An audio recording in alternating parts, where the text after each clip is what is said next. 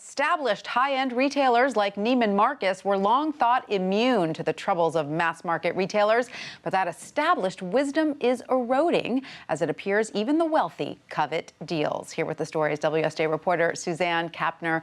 Suzanne, welcome. So great to have you. So aren't there bands of loyal shoppers for stores like Neiman Marcus who will never shop anywhere else? There used to be, but not anymore. Not today when you have so many alternatives, whether it's online or the brands themselves have their own stores, and you can really use the internet to search out deals and better prices. Loyalty is sort of a thing of the past. And we know that sales of personal luxury goods, which are designer apparel, shoes, bags, and the like, are down 1%. Is this the first time they've gone down since 2009? That's right, that's right. So of course, Neiman Marcus is feeling this, but they're not the only ones. Are all the storied brands, such as Tiffany? A lot of them are struggling, you know, especially these big established brands. As one analyst told me, you know, big is not cool right now, and it's making a lot of these established brands have to rethink the way they connect with consumers. So sales are down at Tiffany's, Ralph Lauren, Neiman Marcus. Now, Neiman Marcus, though, is positioned to feel the heat a little bit more than most. And why is that? Well, they've been owned by private equity firms for more than a decade. They've gone through 2 leverage buyouts. Each one added more debt. They have about $5 billion in debt right now. And that's not good when your sales and profits are declining. Absolutely. And I'm assuming that the online marketplace is assisting the decline in sales. I mean, it's never been easier to comparison shop, right? That's right. Neiman has a big online presence. About 31% of their sales come from online, which is way bigger than the average of 8% for luxury goods as a whole.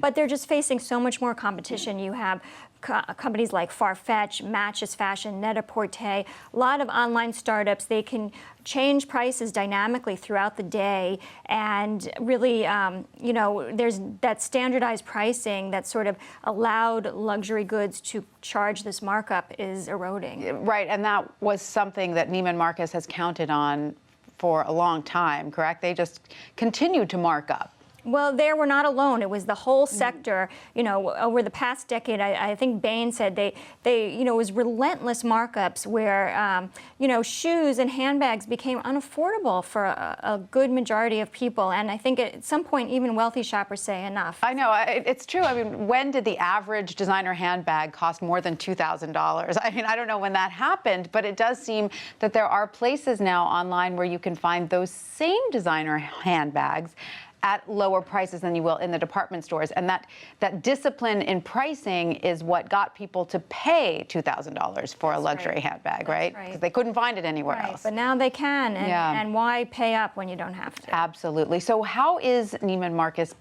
positioning itself to deal with this going forward? They have this huge amount of debt, as you mentioned, but yet it's not stopping them from spending and opening new stores.